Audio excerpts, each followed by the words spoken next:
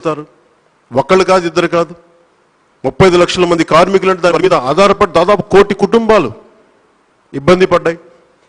వీళ్ళెవరిని మేము వెళ్ళలేదు. మేము మా పార్టీ నిర్మాణంలో ఉన్నాం. ప్రజలు మా దగ్గరికి వచ్చారు. ఈ ఆఫీసుకి కానీ, మంగళగిరి ఆఫీసుకి కానీ, మేము ఎక్కడికి వెళ్ళినా కానీ పార్టీ నిర్మాణ కార్యక్రమాలు పాల్గొంటా ఉంటే ప్రజలు మా దగ్గరికి వచ్చారు. మా దగ్గరికి వచ్చి మాట్లాడితే వారి స్పందన మేము తీసుకున్నాం. అనేక విధాలుగా స్పందన తెలియజేశాం. ప్రెస్ మీట్లు ఎందుకు పెడతాం, ప్రభుత్వాన్ని ఇలా ప్రజలు మా దగ్గరికి వస్తున్నారు, దయచేసి మీరు చూడండి అని చెప్పి. గొడవ పెట్టుకోవడానికి ఎందుకు ఇష్టం ఉంటుంది మాకు? వచ్చిన 6 నెలల్లో మేము గొడవ పెట్టుకునే పరిస్థితిలో ఉంటాం? అసలు ఎన్నికలు ఉన్నాయా? భవిష్యత్తు ఇమీడియట్గా ఎన్నికలు ఎందుకు దేనికి చేస్తూ ఉంటారు? పరిస్థితులు ఉన్నాయి, కొంచెం కరెక్ట్ చేసుకోండి అని. మేము ఇసుక గురించి మాట్లాడుతున్నప్పుడు, లేదంటే ఒక తెలుగు భాష గురించి మాట్లాడుతున్నప్పుడు, నేను ముందు నుంచి కూడా పార్టీ ఆలోచన విధానం ఏంటంటే, అసలు ప్రతి ఒక్కరు కూడా ఒక విధి విధానాలు, పాలసీ విధి విధానాల మీద మాట్లాడుతున్నప్పుడు, మేము ఏదైనా మాట్లాడితే పాలసీ విధి విధానాల మీద వాళ్ళు విమర్శించాలి, లేదంటే వాళ్ళ తప్పులు ఏదైనా మాట్లాడితే సరిగ్గా.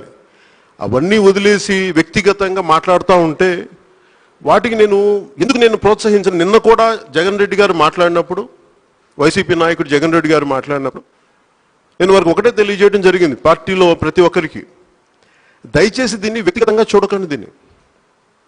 ఎందుకంటే ఇలాగ అందరం చేసి సమస్యని మనం పరిష్కరించాలి, ప్రజల సమస్యలు. అంతేగాని ఆయన అనేది వ్యక్తిగతంగా దానికి మీరు అందరూ స్పందించేస్తే సమస్య మరుగున పడిపోద్ది. దానికి దయచేసి నేను అందరినీ నివారించాను.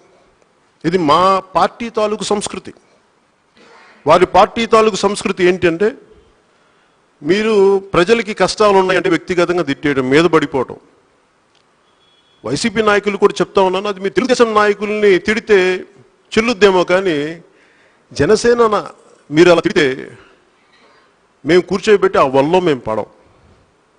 పోయినసారి వైజాగ్లో కూడా చెప్పాం, మీరు వ్యక్తిగతంగా ఎన్ని అన్నప్పటికీ మీరు భాషా సంస్కారాలని మర్చిపోయి ఎంత హీన స్థితిలో మాట్లాడినా మేము ఖచ్చితంగా మిమ్మల్ని పాలసీ విధానాల్లోనే మాట్లాడతాం, స్పందిస్తాం.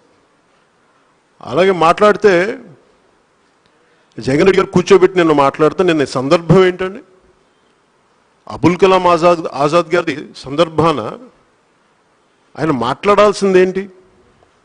ఆ సందర్భం వదిలేసి ఆయన వ్యక్తిగతంగా తిడతా ఉంటే నేను విన్నా కూడా అనిపించింది, నేను సమస్యను తప్పుతో పట్టిస్తున్నారు ఈ స్థాయి వ్యక్తి కూడా.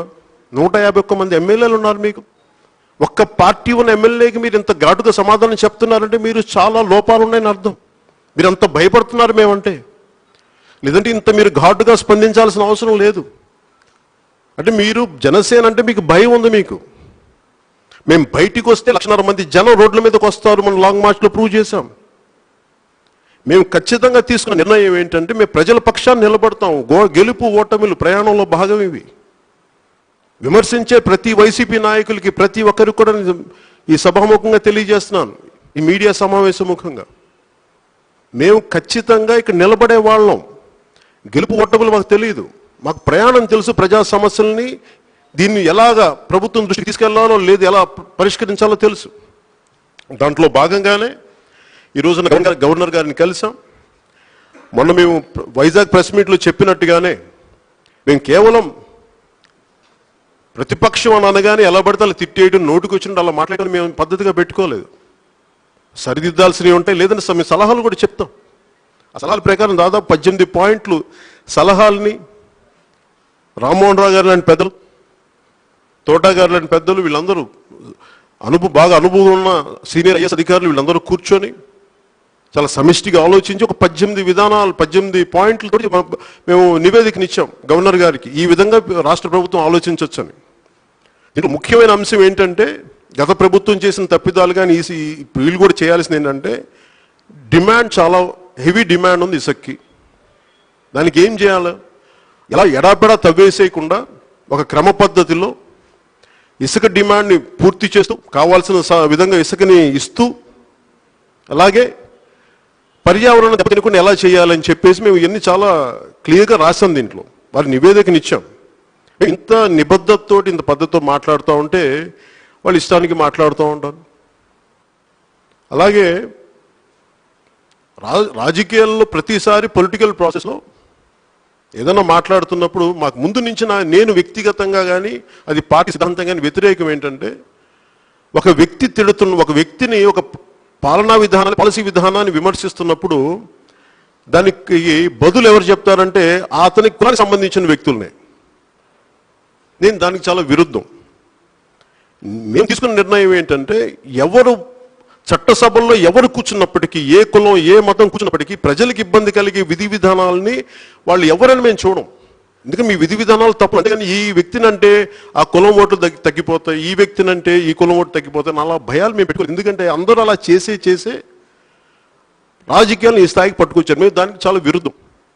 దానివల్ల ఓట్లు పడతాయా ఈ మా వ్యక్తి అంటే, ఇప్పుడు జగన్ రెడ్డి గారిని మేము కులంగా చూడం, ఒక వ్యక్తిగా చూస్తాం, ఒక పార్టీ నాయకుడిగా చూస్తాం. జగన్ రెడ్డి గారిని ఒక మాట అనగానే మొత్తం కులస్తులందరికీ అయిపోయి అట్లా మేము అనుకుంటే అసలు రాజకీయాలు చేయలేం. అలాగే జగన్ రెడ్డి గారికి కూడా నా విన్నపం ఏంటంటే, నేనే మిమ్మల్ని ఏదైనా విమర్శిస్తున్నప్పుడు కేవలం కాపు కులానికి సంబంధించిన వ్యక్తులే నన్ను విమర్శించక్కర్లేదు, మిగతా వాళ్ళు కూడా ఉన్నారు. నన్నంటే కాపులందరూ మీకు ఓట్లు పోతాయని భయపడాల్సిన అవసరం లేదు. ఎందుకంటే మీరు తూర్పుగోదావరి జిల్లాకి వెళ్ళి నేను కాపు రిజర్వేషన్లకి